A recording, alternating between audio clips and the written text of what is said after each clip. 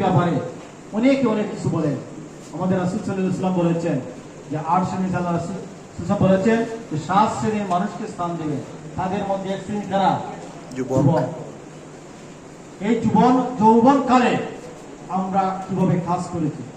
সুতরাং এই যুবক অবস্থায় আমরা সর্ব অবস্থায় যে আল্লাহ আমাদের সৃষ্টি করেছেন সেই আল্লাহর কথা মতো আমরা চলব। আজকে আমরা দেখি সোশ্যাল মিডিয়া পত্রিকার মাধ্যমে যুবকরা হিরোইন মাদকের সাথে লিপ্ত, যুবকরা বিভিন্ন অপকর্মের সাথে লিপ্ত। কারণ কি?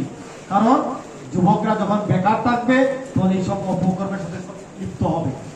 যুবকরা যখন সৎ চরিত্রের পান লোকের সহযোগিতা না পাবে তখনই খারাপ কাজে লিপ্ত হবে।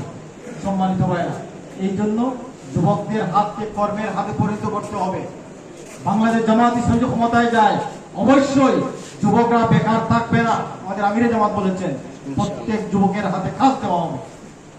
সম্মানিত ভাইরা, এই জন্য আমি আপনাদের অনুরোধ করব যে সবাই যে পেশায় আছেন সেই পেশায় যত্ন হওয়ার জন্য, সততা এবং যোগ্যতার মাধ্যমে আপনি আপনার পেশায় সফল হওয়ার জন্য অক্লান্ত পরিশ্রম করতে হবে।